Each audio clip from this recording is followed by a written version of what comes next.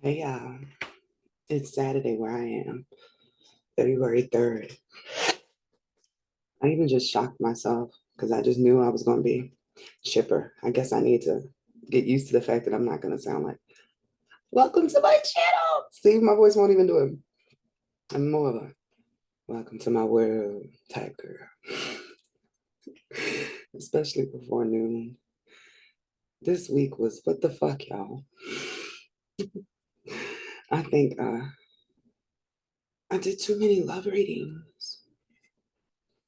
And I'm saying that I'm like Apollo now. Because I was feeling sad, just like, right? And I was trying to watch my regular little stuff. I didn't even want to read my book. I didn't want to listen to music. And then this thing came across my phone, something I never heard about: compassion fatigue. It's from feeling other people's feelings so much that it starts to drain your own energy. And I was like, holy shit, that is exactly it. Has anybody else ever heard of compassion fatigue? Keep in mind, I didn't uh, realized that I was so emotionally invested. But I'm trying to solve life issues for people. What's been jamming me up in the relationship readings is, guys, somebody can have amazing chemistry with you. Y'all can have a contract that y'all were supposed to have before you got here.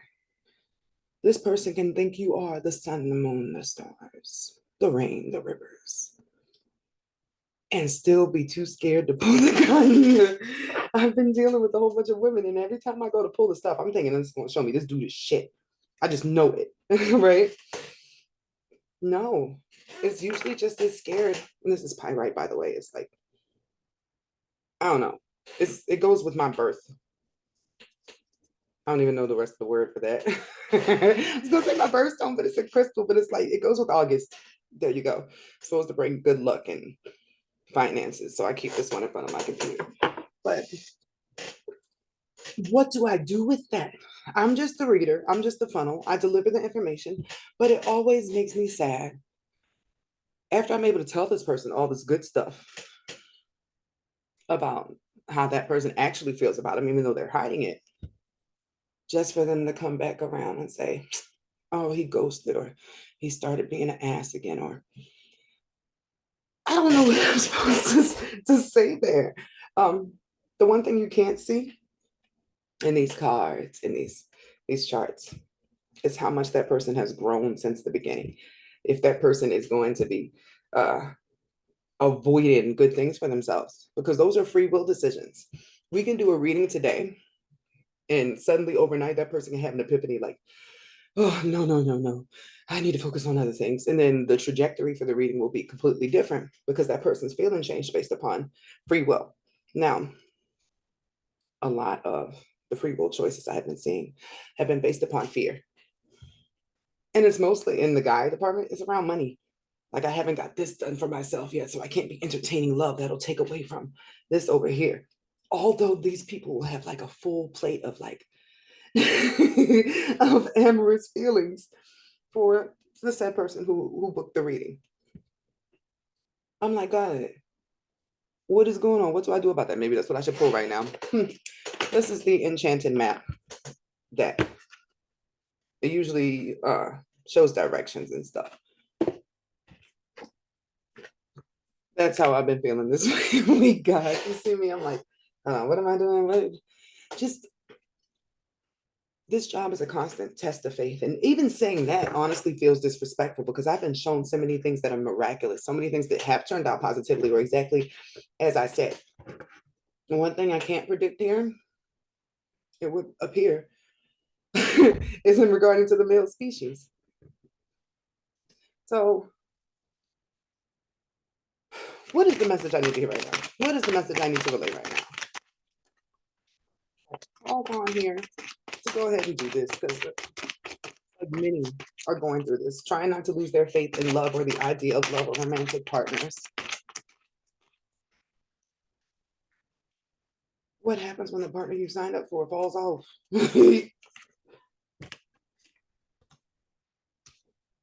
Interesting. So it appears, even though it Sucks for whoever's going through the situation. This is a protection. I just gotta say it, whatever. It came through my head. Some guys can love you and think the world of you, and still not be shit. You're being protected from a time when that person's bull is coming up within themselves. Oh, that feeling was uncomfortable because it was like women are like, I'm just the channel, y'all don't judge me. Women are like, let me help you with your problem. You don't have to go through this alone. And guys are like, can you get the fuck on my face so I can figure out my shit? And then when I have my shit together and I feel like a man and I could come to you the way I want to, I will come to you. But in between time, give me space. That was a very powerful feeling. It gave me chills through my scalp. So it's a protection. The ghosting is because the women aren't necessarily listening to the guy saying, I do feel this way about you, but I need space.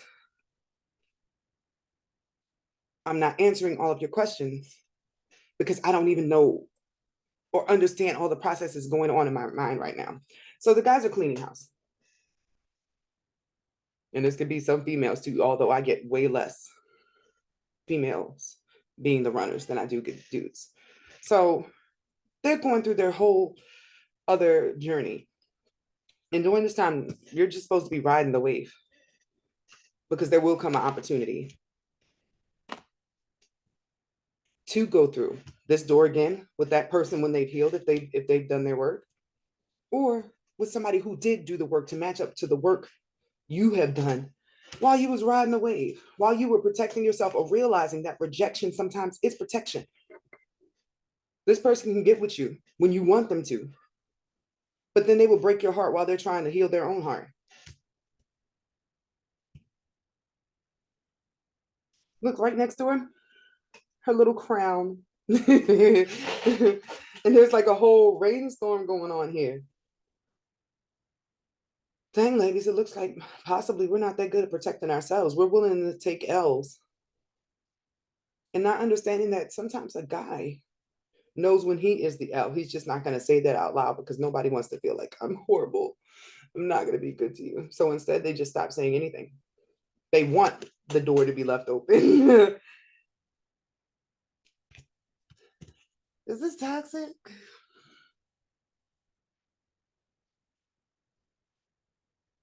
I just started hearing the 98 Degrees song in my head, the hardest thing. And the whole song is like, it's a dude who realizes he's going about stuff all wrong. So he's just gonna like not anymore. He's not gonna be trash anymore. So dang, no matter where I look, I still can't pull cards to tell me they're trash. I swear I'll be looking, just give me an answer. If he ain't shit, I could take that. And this is just in general. When Earth first started, there were no dudes. It was all girls. And it was very harmonious. Since the moment that guys have got here and everybody got like kidnapped as wives and forced into marriages, every cycle we come back, we have been trying to make it work because it was originally kidnapper, kidnappee. So that means when y'all come back together in the next life, it's probably like you were sold to them because that was a popular thing. But lifetime after lifetime, you keep coming back to fix the rift from the first time that you were forced against yourself.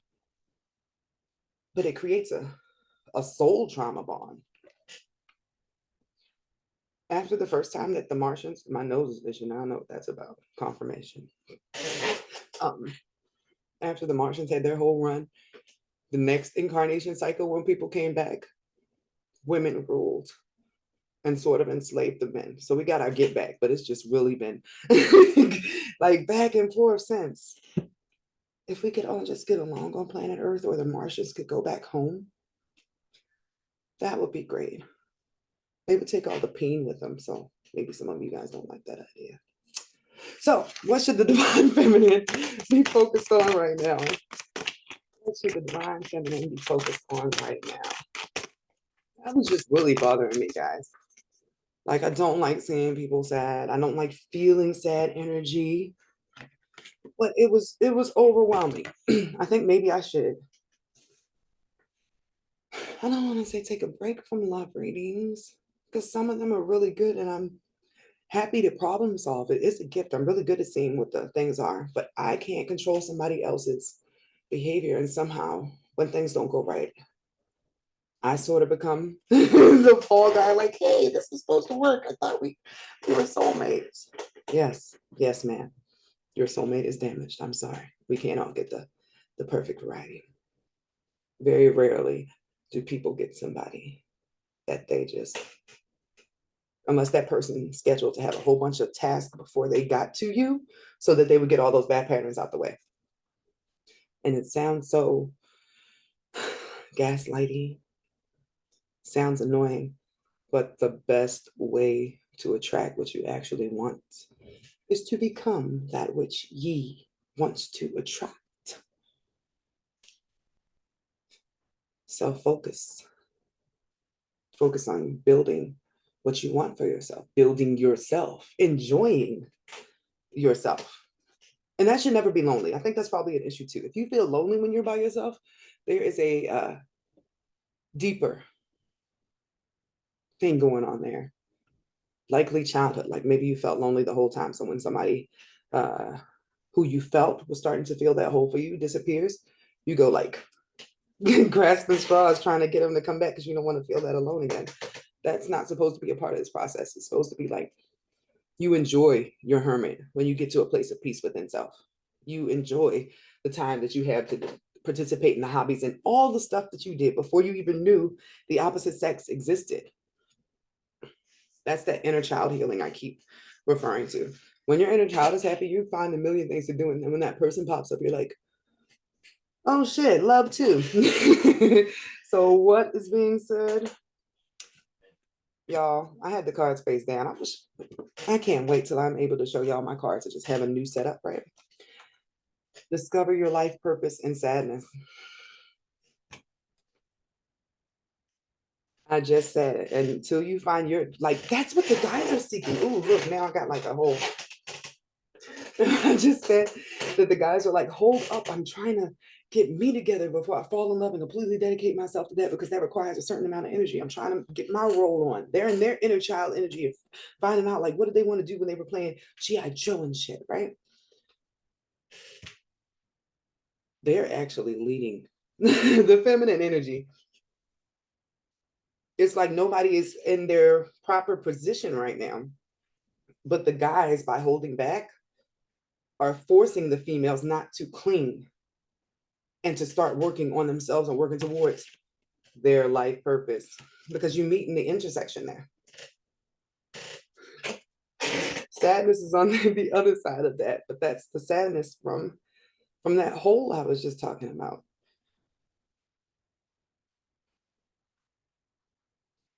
And I'm digging in here and I'm feeling like because everybody just wants a partner, just wants somebody to do stuff with. But y'all, didn't we used to have like homegirls in middle school, in elementary school, and high school?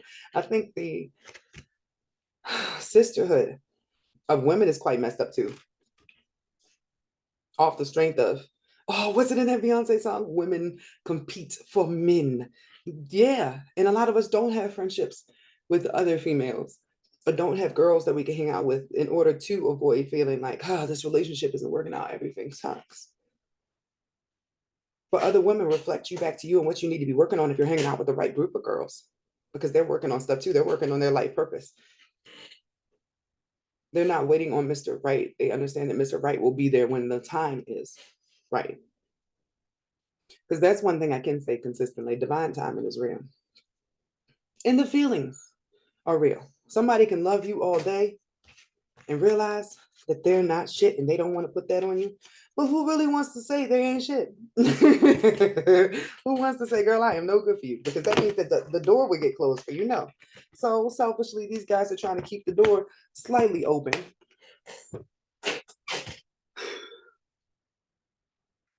But that's not the move. That's not the move at all. And I'm just getting relationship stuff from one side. All I can do is advise the females. So clearly this is not something I should question my faith over because I was really like messed up, guys. Like I have been doing this job for 3 years now. I work almost every day, very rarely have a day off. So I use my gifts all the time. Answer questions I have no business answering. And I scare the hell out of people. It's great because it's good scary because it lets them know, like, hold on, there is something here. And that's why I'm here. That's my job. That's what I want to give to the world. That is what I feel my purpose is. My contribution here is just to show other people God is real. Even though you may have been through crappy things, life sucks, people are dying and all that. It's not because God is dead. God is not dead. It's just there's a bigger system here. And so anything I learn about the system, I'm happy to share. And it just happened to turn into my business. I just wanted to talk about God. The relationship part that came in was not what it was originally. People wanted to know about their spiritual gifts, they wanted to know about their past lives, how they know people. In real time, love is like the most fluid energy ever. Like somebody could love you and still choose to be with somebody who is not equally yoked or equally on their tier, even exactly what they had visioned for themselves out of fear. They could think they're not worthy of what they actually want, so they run. They fear rejection. There are a million different reasons why somebody can absolutely love and adore you and be set up to be with you and still not ready for you when the time comes. If you begin to look at everything as a test of self instead of an attack on self, you take your power back. Like, what is this teaching me about myself? What did I need to learn from this situation? I talk about the long-term relationship I was in all the time because that's the only example I got, y'all. It's the only example.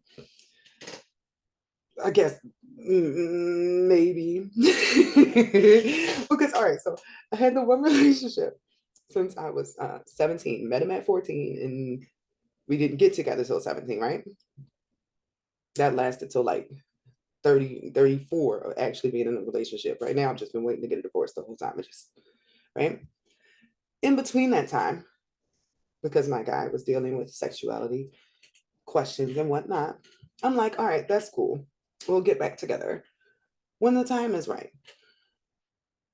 You need to figure that out, right? You know, in all fairness. So during this time, I started dating another dude that I really liked, and it was great until person A realizes this one is getting serious with me. Like I had an engagement ring, y'all. And it just really, really got messy. So you see, I married person A, ended up with that person for a good bit of years. But if I look at the technicalities of the relationships that I've had, I had one relationship that lasted 24 years. And then one relationship that lasted like 15. Yeah, on and off on this one. Because this one was on and off because, you know, you can't just turn off sexuality. So I had two relationships. Let me tell y'all all my business, two guys. But with one guy, I realized it was over. This is person B, side dude, side bay. um, I realized every 2 years, the cycle would start back up. Like we agreed we were going to stop seeing each other. And I turned to him and I was like, see you in 2 years. He was like, what's that about? I was like, I just noticed every 2 years, like you come back around. By the time he came back around 2 years after that, I was no longer interested. I had did so much healing work. The only reason I kept him around was because without him, I wouldn't have stayed in the main relationship. I would have realized, you know what? Your sexuality is your sexuality, but I don't have to base my whole existence on you finding yourself. It's okay for me to say, hey, I love you, but I love me too. And I can separate myself. This guy was a band-aid. I didn't have to feel bad about what I wasn't getting over here because there was this person over here, but that wasn't there to him either, nor myself. So what did I end up doing? Cut off everybody. That's why I've been celibate for the last 3 years. Um, it's a choice, being smarter for self. I need to put myself in timeout. Like, why would I keep perpetuating these situations? Where's the chaos within me that I need to figure out that makes me still not do the best thing for me? There is an inherent guilt When you love somebody behind doing the best thing for yourself, like, what about them? Guess what? That person is always going to look out for themselves. A lot of times when you are the chaser, it's because that runner is looking out for themselves.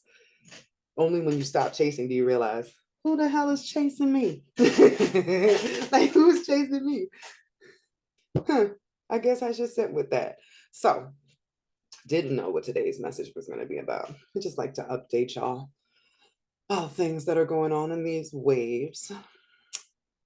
And with the South Node in Libra, relationships clearing out and coming back together is big. But even bigger than that, my loves, the North Node is in Aries. If the South Node is a reflection of the past and what has to be cleared back there in order for you to move forward, the North Node is the moving forward. And at this time, it's in the sign of self-development, self-discovery, self. So as much as I feel that relationships are going to hurt pouring in and going to start to solidify as we get closer towards the end of this transit, I feel like right now and last year have been more of a test of self, and you dealing with any tests from old relationships coming back up.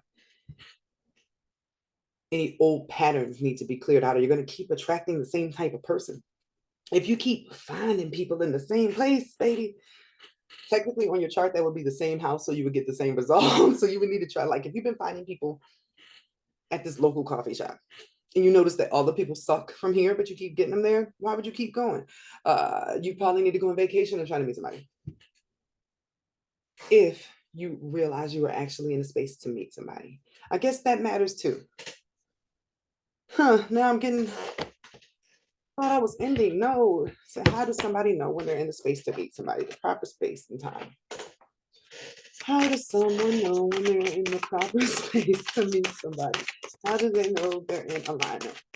Damn, I hate the answer that just popped in my head, y'all. I hate all of this right there with y'all. I will throw a tantrum as well. Like, where's the love now? But you'll know because you're not even thinking about it anymore, was the answer that just came through my head.